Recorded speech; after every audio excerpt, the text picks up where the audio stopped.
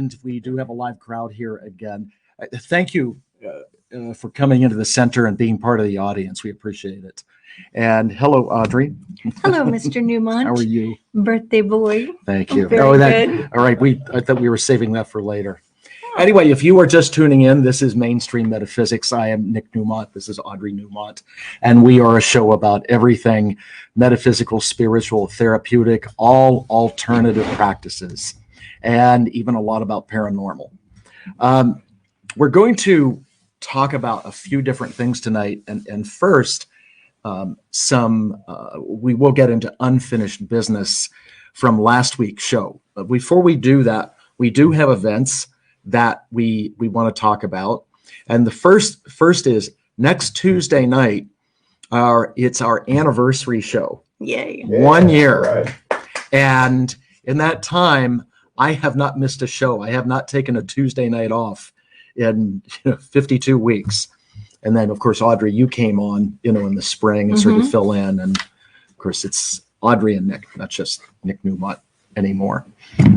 But next week, our guest is one of the first guests that we had, Dr. Michael McGuire, who is a full-time resident of the Newmont Center, and he's an audience tonight. And Dr. Mike in the house. Absolutely. And he's an incredible Chinese medicine doctor, herbalist, and acupuncturist. And he has workshops coming up in November a series that he will be talking about next week. So we look forward to having you on the show, and we love having you here in the center full time. So you're welcome. And then tomorrow night is the bi-weekly meditation at 7:00. If you'd like to meditate and get into some good, hearty, deep channeled meditations, that's what we do every other Wednesday night from 7 to 8:30. And then Audrey, you have an event Thursday night. I have an event for young adults, anywhere from like 18, 19 to 35. And we are going to be going into our perceptions. And I have a young women's group that I've been working with, and we did that group and they were like, we want to bring in the guys. They should know this information as well. So on Thursday night, 7:00, join us here. It'll be fun. And normally, as you said, it's usually the women. So this is co-ed. Yeah, it's co-ed. Yeah. Okay. You can let them mix or you keep them separate. Well, they're single women, single men. They're cute. I'll let them mix up a little bit. All right, good. We'll see them mix it up. And then this coming Saturday is a class that I teach once or twice a year called Intentional Healing. It involves making the chakra plates or the chakra grid plates. And some of the audience here has done that class and some are going to take it. That's a lot of fun. It's a lot of learning, but it's how to make those symmetrical plates that are put on the body and healing. So yeah, a lot of stuff going on here, and more events coming up as we get toward the holidays. So where we left things last week was sort of up in the air. And when you talk about sex and sexuality in a tasteful way, it's a very fascinating topic. And it's a topic that some people would look at as sort of taboo, but it's only taboo if it's done in a perverted way or with people that, are guilt-ridden that make it that.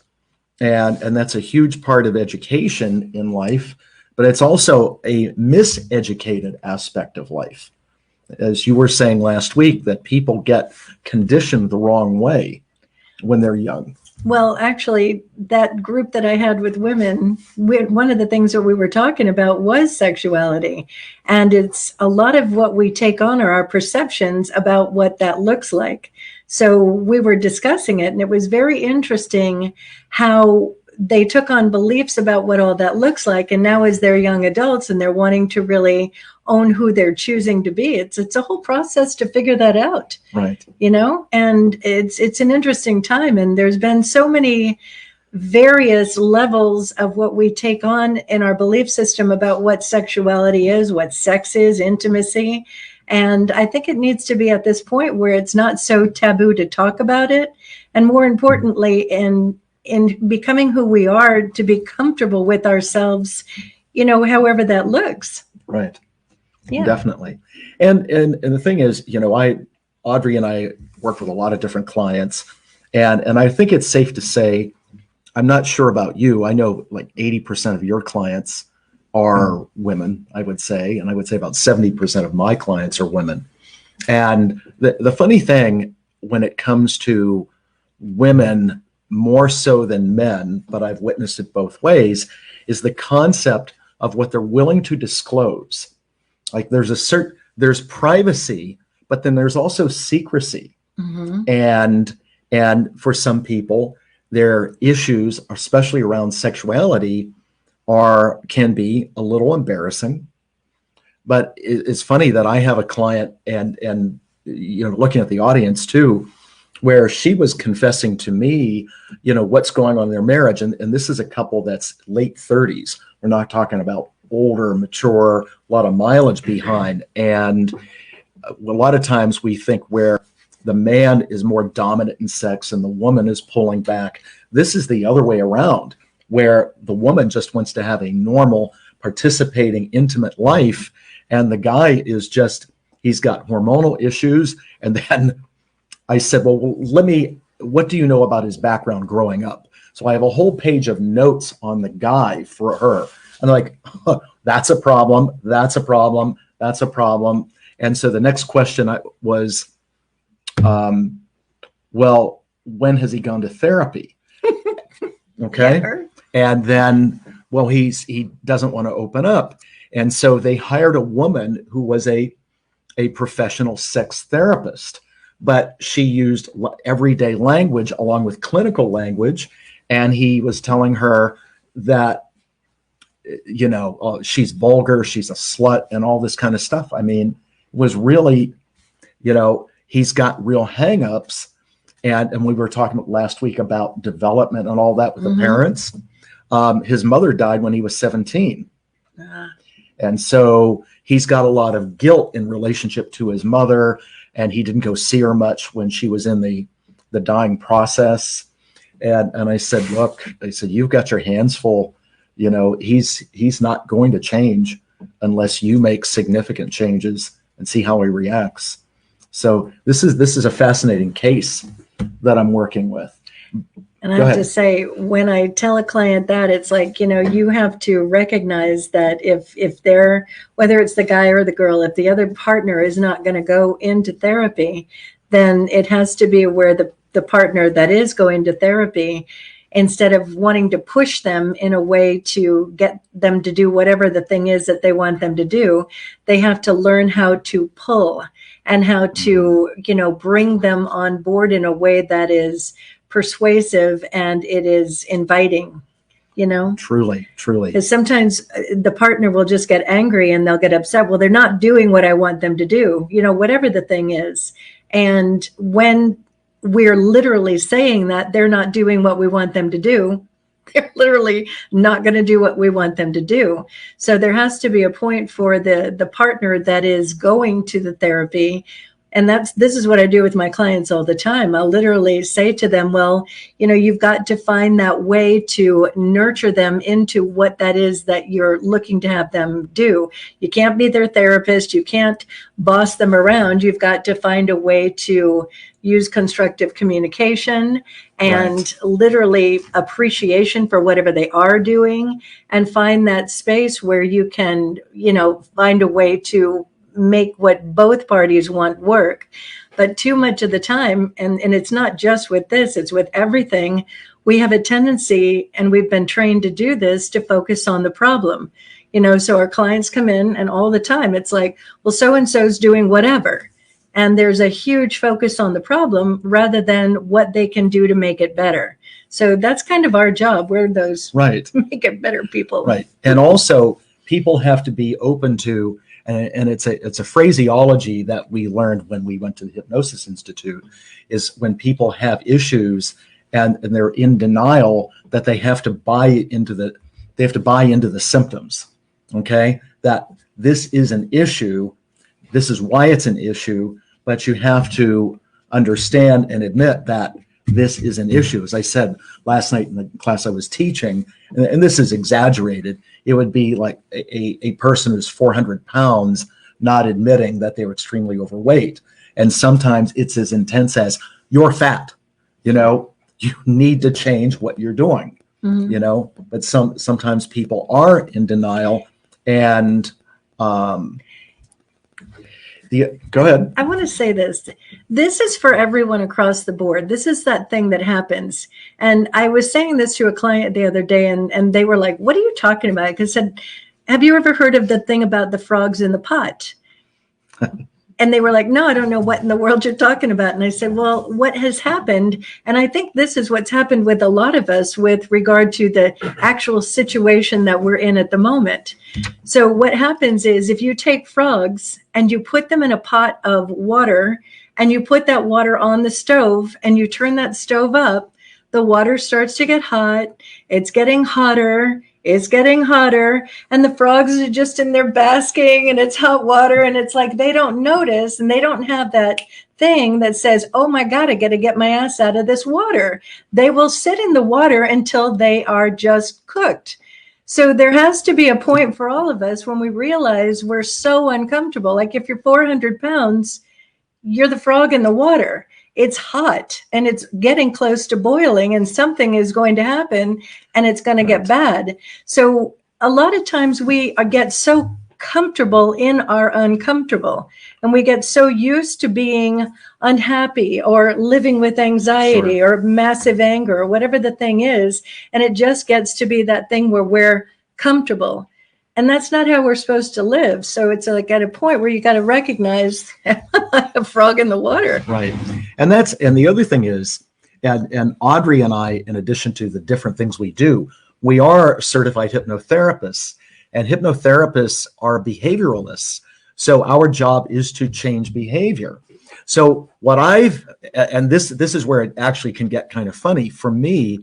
And this has happened with several clients over the last couple months where I can tell that something isn't right. And I will even ask about how something's going. And sometimes people just don't talk about or admit that this is an issue. Now, one of the things is that we don't sit in judgment.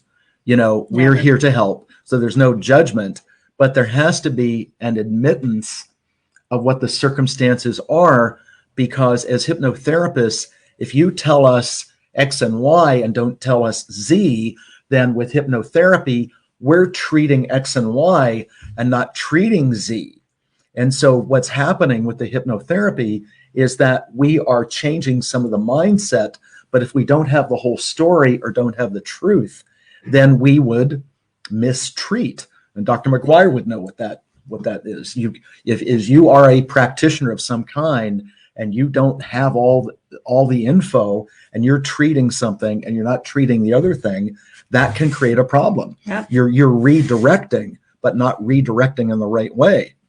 So, and here's the other funny part. And I've had some time to think about this. You know, there's a little bit of an occupational hazard to who I am in here and then out in the world. All right. And people come to me for hypnotherapy, for the energy work, for psychic readings, to channel, to cleanse and bless their house. And within the realm of Newmont Center, I am involved in making the candles. I make the purchases of all the crystals that we sell. So I wear a lot of hats.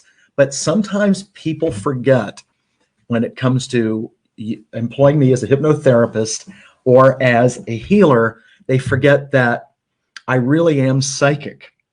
And so when people are telling me things and I'm sitting there going, wait a minute, there's more to this story and I know it. And I'm not getting the whole story. I'm kind of sitting there. All right, when is the whole thing going to come out? And I've had to challenge in the last month 3 different clients on that. And it's like, I know what's going on. You know, it's kind of like, when are you going to tell me? Right. Because I'm going to figure it out. And it's kind of like, and teasing my daughters who are in the audience, I don't do this, but it's like, you know, if you don't tell me, I'm going to get it eventually at some point. Yeah. And if I have to tell you what you're not telling me, that may not be pretty. So anyway, dealing with clients. I have a great funny story in sensitivity. And this goes back to the office that I had when you first met me and Michael first met me back there on Pandora. So people really do try to disguise themselves. So that back when I had, oh my God, Century Cable, public access television, I had a show way back when, right? And so people would see the show and then they call and want to have a reading. So this woman comes in, she's got long, wavy, dark hair. She's wearing wire-rimmed glasses, big full sweater. And I'm looking at her through that going, why is this woman dumbing herself down? She doesn't really look like that. So we're talking, I'm doing her reading, and she's talking about wanting to get into a more spiritual way of life. And she's interested in knowing if I teach how to read tarot cards and all that. And so finally I said, look, I understand that you want to get into the spiritual side of things, but there's a whole nother undercurrent to you. And she went, this is confidential, isn't it? I said, yeah, of course. She goes, well, there is. I said, okay.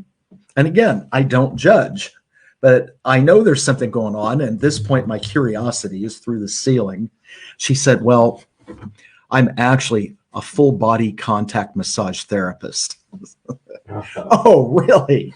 Now, if you don't know what that is a person who gets naked too, oils themselves up, and slides all over their client's body. All right? That's what that is. So, but I said, all right, and that's back in the days when I had that big desk, I said, but I can tell psychically, in parenthesis, that you're actually having sex with some of those people. She looks at me straight-faced, I swear to God, and says, but I charge extra for that. It took everything I had not to get under the desk laughing, because the worst thing you could do is laugh at a client in a situation like that. I'm telling you, I had to hold it together. And she was serious. She was justifying her rationalization for doing that work. And then she actually came back for another session. And I picked up on, I said, look, you need to be careful. And this was not a joke. I said, I can tell you're being watched. Be very careful, because you could be arrested for prostitution. And after that reading, she didn't come back. So I have no idea whatever happened to her. But that was one of those priceless moments, in my career. And I could write a small book of anecdotes of things that clients have said. They are real, they're true. And you can't make this stuff up. No. Hollywood can't write this stuff so good. And the thing is, and for me, I don't know about you, but given that I'm also a psychic, I think that sometimes people feel within the realm of my office that it's like they're in a confessional, and they tell things, people admit to things. And when I'm doing energy work or a reading, I don't take notes. Readings are recorded. They have the reading. I don't keep it. But for hypnotherapy, which is clinical, I'm here taking notes. All right. And I have files on people that are confidential, locked up in my office, that are great Hollywood scripts. Right. I swear to you, it is stuff that it's real. It's genuine. People do this stuff. And some of it you can step back and actually laugh at, because it is just like, oh my God.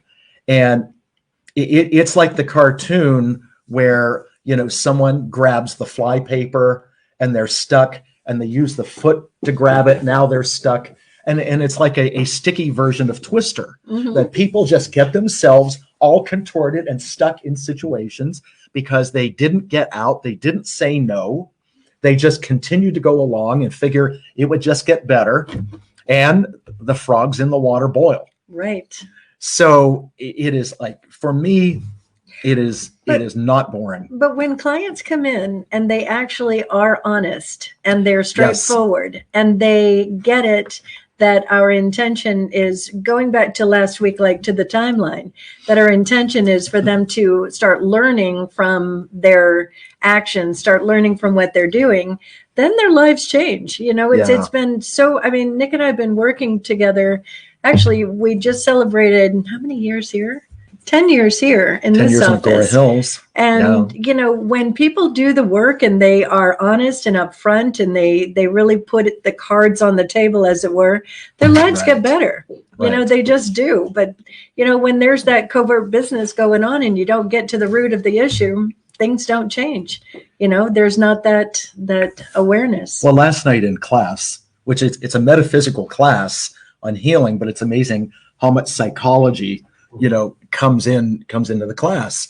And we were talking about that when people stay in denial, it creates a stagnation that perpetuates the situation as it is and does not allow for change. So the first thing that has to come to is awareness. The awareness is, hey, there's a problem. The water's getting hot. Right. And then the person has to go into an acknowledgement of the awareness. It's burning my skin. Right? Okay. And then the person has to go into acceptance of it so they can start to make change. I Right? don't want to be in here anymore. I'm going to accept that I'm getting out. And what's the fourth word? Appreciation. Appreciation. Thank God I'm out of the pot. Right. Exactly. So And then the last word. abundance. And now out of the pot, I can create abundance of happiness and abundance of money, abundance of love, health. But in terms of that process where we're talking about awareness, acknowledgement, acceptance, and appreciation, why is appreciation when you're in the healing so important? I got to tell you, appreciation is the most important thing. And you can go to heartmath.org and you can look at the science of appreciation. But I'm going to bring it back a little bit. We just had recently a family meeting. And one of the things that was said, actually, Merlin, for those of you that know, Merlin called a family meeting. So Nick steps out, Merlin is talking with the family. And one of the things he was saying is, be in appreciation for where you're at in the moment. When you're in appreciation for where you're at in the moment and you are being in that gratitude, then you can move forward in even greater appreciation. So appreciation is important because our heart is always producing electromagnetic energy, and it's talking to the 50 trillion cells that make us up. And when you have deep appreciation, you can literally create within your body like a vibration. Like sometimes when I'm in deep appreciation, I can feel it up one end and down the other. It's a very strong vibration. But when you are in appreciation of anything, you're going to create more of that. So unfortunately, when we get stuck in the problem where we don't like this and I don't like that, that's where the attention goes and that's where the energy goes. When you switch it lightly to, all right, I can appreciate something, anything about this moment that I'm in right now, then you're shifting that energy.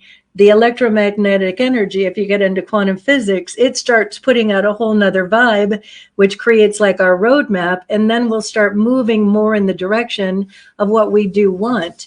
When we get stuck in that problem thinking, we're literally just continually in the problem. Appreciation is that thing that can help shift it over and put it into where your foot's on the gas and you're going really much faster wherever you want to go. And when you get to that point of appreciation, which is, as Audrey says, really acknowledging what you have, then you can move into abundance, which is then more of, what you want in your life. I thought of something funny earlier when you were talking about channeling Merlin. I think at some point when I'm as old as Merlin and I decide to leave the planet, I think it'd be funny if I just was channeling and I just leave my body and Merlin continues to talk. Merlin says the vehicle has left. That would actually be a grand exit. Oh yeah, what a better way to go,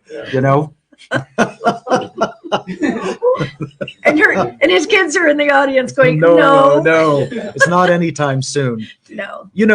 When it comes to when you do have your birthday and you are more mature, you do think about life and the value of life, not immortality. That's something I'm not concerned about. And by the way, we know different people that due to COVID, and everybody's got their own view on that, and everybody does what they need to do within the realm of their home. But Audrey and I, and partly to people around us like Dr. McGuire, Dr. Bennett, we take care of ourselves the right way, and we don't worry about it. Nope. We're not nonchalant, but we've done things for ourselves that we don't worry about it. We don't have fear around it. Somebody literally just said to me, well, you don't worry about COVID. And I was like, no, actually, I don't. I don't even think about it myself on a daily basis. It doesn't enter my mind to worry about it. I take precautions. I do all the right things. I wear that mask when I'm supposed to, but I don't sit there and think about it, about getting it. There's no reason to. I don't have to worry about it. Worrying is negative affirmation. Right. Yeah. And energy, whatever you're focused on, you're just going to create more of what you're focused on, good, bad, or indifferent. It's just the way it is. The mind is very powerful. So I was thinking about, and again, being my birthday, what part of this is funny, but it's born out of being serious, and what an important role that I've played in a lot of people's lives. And when times are tough and people seek out counsel, especially from someone like me, and there's other people like me that do. I do a lot of different things, as you know, and I'm very pleased that I took the time through decades to educate myself to do all the different things that I do. But people have reached out to me through the years, and this is not my view of myself, but have looked to me like I'm a hero, like a superhero, in terms of helping to change people's lives. And it's an honor to have that, but it's a lot of responsibility. And at the end of the day, when I go home, it's kind of like when Iron Man takes off his suit, he's still Tony Stark, because Tony Stark created everything that Iron Man is. So at the end of the day, when I go home, I'm still that person. I'm not the person that works here and a different person at home. I still have all that going on. I may not talk about it, and I may not be reading into all what's going on with the family members and all that, or I may not be looking for that when I go to the grocery store. We're sitting at a restaurant, although I do have one part of me that's aware of what goes on in case there would be a problem. But it's a lot, when you think about it, on your shoulders to help thousands and thousands of people when they're in tough times. And again, a lot of times they're in good times too, and they're just looking to take life to another level. But go ahead. I want to say something. It's that about being a therapist. One of the things that I tell my clients is if they're having an emergency, they can call me, and it usually takes about 2 minutes. And I just had a call today from somebody, and you just have to take these calls. And unfortunately, they have a parent that's really sick with COVID. And it's important because we're their source sometimes, we're that person that they can call, that they know this person's going to bring me down from the ceiling. And I think it's important for all the therapists out there, especially as we're going through this just incredible time in history, to acknowledge, like, if whoever is watching have a therapist, send them a note and say, thanks for whatever, because being a therapist in this time, I've talked with a lot of my fellow and with you as well, and it's a big deal right now. So kudos for you being a superhero for so many people. Well, thank you for saying that, but I just came to realize today is what a role I play in people's lives. Yeah. For the almost 30 years I've been doing this. It's a huge blessing. And people really hinge on what I say, especially in psychic predictions, because people say all the time, Nick Newmont said, and that's why, as I said a couple weeks ago, I'm very cautious about doing global predictions, especially when it comes to things that are controversial. like winners of presidential elections, Especially this one. right? Because I have discussed privately with clients off the record what I think, and you really do get into a position of bad news, shoot the messenger. And I know that I carry a lot of clout energetically. I know what I can do, but I cannot influence, no matter what I say, how the election comes out. I just can't do it. Yeah, they don't listen to me all the way out there. People are not sitting in cornfields in Iowa and, going, oh, Newmont said there he's going to win. All right, we got to vote that way. It doesn't work like that. Everybody's got free will and choice. But I did look at the astrology and the numbers of the vice presidential candidates. Now, this is what's really bizarre. Kamala Harris, whose birthday is today. You share her birthday. October 20th. She's younger than me, all right? She's 9 years younger than me. But given the way numerology works, where's my numerology students in here? She and I have the same birth path number. We're both 50/5. Oh, wow. All right. So what that means is numerologically, and I looked at her astrology chart, she's not a leader. She can be an assistant, okay? And she can get to a certain point, but she needs her freedom. And she will not do well if she is cornered and corralled. Because, look at me, how I am. When you're a 5 personality and a 50/5 of all things, you don't want people taking your freedom away. And if she is pushed into a corner, she's not going to like it. And the other thing is, I'm serious about that, in her astrology chart, she does not have the right planets at the top of the chart to have that, what it takes to be that kind of public figure where you're in the spotlight all the time. That's interesting. She's good on the periphery, but she's not going to do well if she's right there. And the funny thing is that she has the same birthday as me. She's in a 34/7 year, which means she's pulling back. She's actually stepping back a bit. Okay. 34 means people are coming into your space, and 7 means I need my space. Okay. And then when you look at the numbers for Mike Pence, as of his birthday, which is June 7th, he's in a 17/8 year, which means he's in the spotlight. So, the vice presidential candidates, who they are, and I did look at the whole package. He's in a better position than she is. And he's also a 1 personality, which means this is how it is. 1 personality, for the most part, doesn't take any crap. I just see someone back there smiling. I'm a 1. Yeah, it's like, this is how it is. But aren't you a 46/1? I think so. Yeah. How do you remember all this? I remember a lot. So anyway, so that's what I see with them. And that will weigh their charts play out as much as the presidential candidates' charts play out, because it's where things are going for them. You can't have 2 people aligned in the same party and one going this direction, one going this direction. If one's going to be more in the spotlight, then the other one is too. All right. So I thought it was interesting to find out that she's got the same numbers as me. I think it's going to be a very interesting couple of weeks coming up. Oh, no doubt. And keep in mind, everyone, here and watching at home, we still are in Mercury retrograde until the morning of November the 3rd. And so when it comes to, if you're going to vote before November 3rd, and pay a lot of attention, be well informed, because Mercury retrograde causes people to change their mind. You want a funny Mercury retrograde story? Yeah. Okay, this is another true story. All right. So Mercury rules Geminis and Virgos. All right. We have any Geminis in here? Yep. Okay. All right.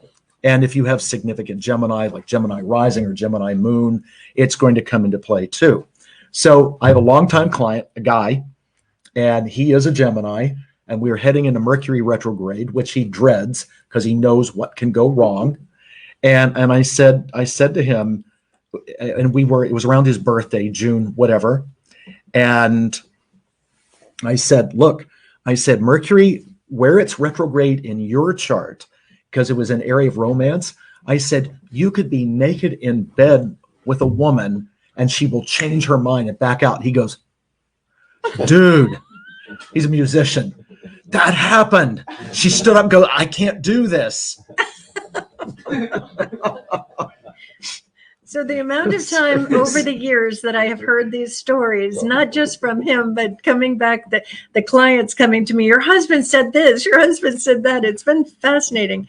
One of the things I wanted to ask you tonight is like, what is it like being you? I mean, is it weird sometimes? Yeah, it is. Like, for instance, if, I began to change to this in my mid-30s. And so if you would have said to me back when I was in my late 20s, this is what I would be and what I do for a living, I would have told you were crazy. I said, no way. So I'm really two different people. I know there's some of my friends from back in Pennsylvania watched the show and they knew me as I was then. My demeanor as being smiley and friendly has not changed. That part of my personality, of course, is still there and how they remember me. But I want to say, he'll come home sometime. Scary Nick. No. He comes home sometimes and he'll tell me stories. So getting back to the Iron Man thing, I can watch when Happy birthday to you. Happy birthday to you. Happy birthday, dear Nicholas. Happy birthday to you. thank you. It's a forest fire. Make a big wish. Yay. I have a lot of wind. By the way, this is a cake from Karma Bakery. It is gluten-free and dairy-free and vegan. Yeah. It's delicious stuff. So they're here in Westlake Village. And it's Thank you yummy. so much. Happy Look forward to birthday. that. See, that's the perks of having a live audience. You get to share in the in the festivities. So I was just starting to say something that I think is important. You know how Tony Stark, he starts getting all that armor and all that stuff on? Nick has these sessions and he'll come home from the session. He'll be like, so I was doing the energy work and the guides, they showed me new interesting things. And he'll come home and he'll tell me how he got that next little piece and the next little piece. This has been going on for 21 years. So who he was when we first met to who he is now, it's like he's built up all of these things that now I'm watching him teach to the students because I happen to be in that class.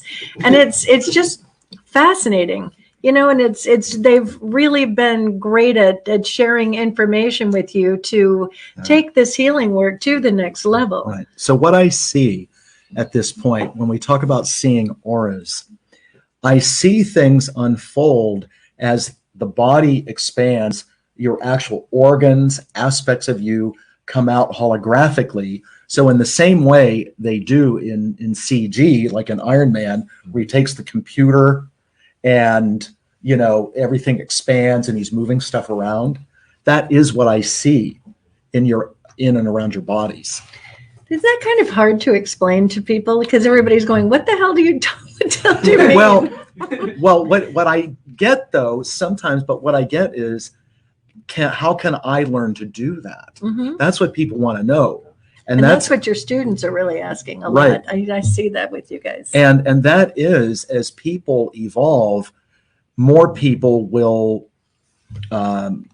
do what I do, and I'm training people to do what I do. So Lisa's saying what class? He has a class that he teaches. It's a 2-year program, and he just started another beginner's class, 5 weeks ago. Yes, and there's a gentleman here in that class. So, Oh, yeah. Very talented group of people. And the other people as well. His intern is here, just saying. Exactly. It's such a blessing. It's such a blessing to be able to do this work because I can't even express to you enough how many times I've had a client be like, I see that they need some of his kind of energy work. And I'll be like, you've got to go and see Nick. And sometimes I'll sit in with them and I'll take notes. And it's fascinating because I don't ever tell Nick what the client has going on. And I'll be sitting in there and he starts talking and it's like inevitably these things that I haven't said a word about, and he's able to address it from an energetic level that I can't get to as their therapist. And it's a real blessing that we get to work together like that. Sure. And it's an honor to be able to do work like this. Yeah. And to share it. Nobody owns it. No. So I'll tell them another secret about you, especially when we first started dating. He couldn't handle, no, not that stuff. We already finished with that business. When we first started dating, Nick would get really agitated if there was too much noise going on because he's so sensitive. And actually, Halloween's coming up. So can I tell them a real quick funny story? Hurry up. You know that story. Watch the All right. clock. So he's very sensitive to the environment. And sometimes when the noise is too loud, it's just like, it's just too much because he is very kind of tuned in. So Halloween is coming up. We had a Halloween party one time and he dressed up. I had gotten him this like Batman suit. It was like a full out Batman suit. And I was Morticia and we decorated our house like crazy. And it was just like this huge party. We were dancing. And I told Nick, I said, let's have fun. And I have a mischievous part of me. So Yes, she does. I said, let's have everybody, we'll get a seance going. And then in the middle of it, we'll scare the shit out of them. So we get everybody into a big circle and I've got on this long wig. I'm Morticia and I'm literally in my wig and I'm laughing myself silly, waiting for this like moment where we're going to scare everybody. And he's not doing it. And so I'm like stalling it and everybody grab a hand. And so we're going around and all of a sudden I'm like, oh my God, did he fall asleep in here? Because he has done that before in the middle of a party. And what it was is he's so energetically tuned in, all of a sudden the guides and the entities and all this, he said it was like an AM radio if you were bringing it up and down the radio and all this like chatter going on, and we ended up having the seance. A real one. That's cool. Oh yeah. It was like wasn't Day a of the joke. Dead or something. It was like Yeah, totally it was the wrong actually day to do November that. 1st. Yeah, it was All Souls Day, and it's like, I never got to scare everybody. no, the joke was on Audrey, It really and it was all Had said to and pick done. that party back up. Oh my. Halloween's coming up again. Maybe I'll have fun this year. And oh, by the way, this is people don't know me, watch the show. So a costume, I do have this very elaborate studio quality Batman costume. But last year, Halloween didn't come off. So what's my costume this year? Doctor Strange Strange. from Marvel. He's very Doctor Strange. Yeah, one of my daughters said that. She goes, Dad, you are Doctor Strange. So Hey, one of your Dimensional readers is interested about their numerology. I see who that is. Miss I'll Robin. call her tomorrow. He said definitely. he'll call you tomorrow, Robin. Anyway, any questions from the live audience about anything? Oh, they go quiet. It's dead air. You can't have dead air. So what is your intention for this next year of your life? What do you want? Seeing as how it's your birthday.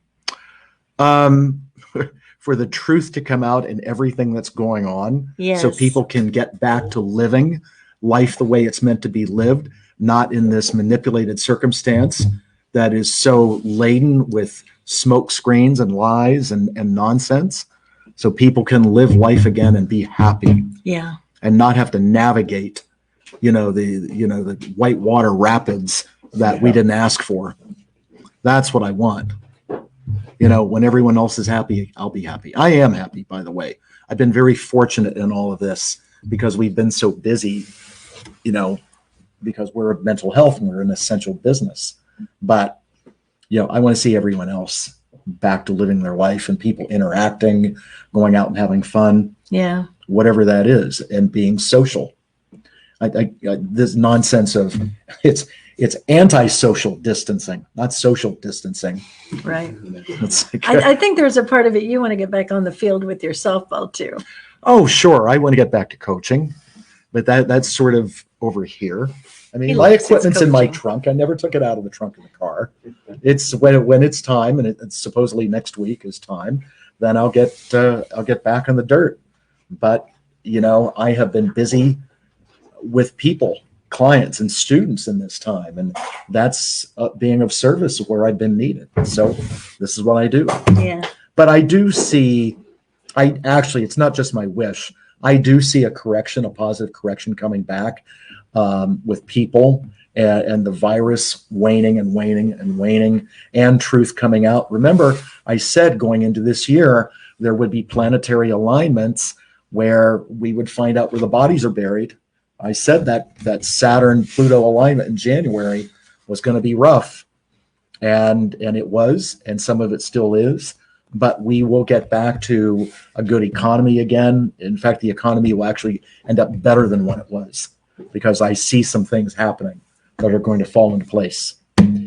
So maybe you can talk more about that next week at the beginning. Yeah, we can, before we bring Dr. McGuire on. Anyway, we're at 7:50, so we're going to have to say goodnight. And please tune in next week, where Dr. Michael McGuire is our guest. It's our anniversary show, so I guess we should be in tuxedos and gowns. Okay, Right. we'll get dressed up And for you. champagne. But you always look great. Oh, and by the way, before we Oh, run, that's you're right. wearing another piece from Lauren Grant. You can't see all of it with the way that is. There it is. There we go. Lauren has the most beautiful pieces. This is all one piece. It's gorgeous. And Lauren will be on the show on November 10th. And I think it's November the 21st, I think it is. I don't have the date in front of me, where we have an event, which we'll talk about down the road. Anyway, thank you so much for being here in the audience. Thank you for watching at home. This has been Mainstream Metaphysics with Audrey and Nick Newmont. Thank you, guys. And we'll see you next week. Good night, everyone. Share with your friends, please.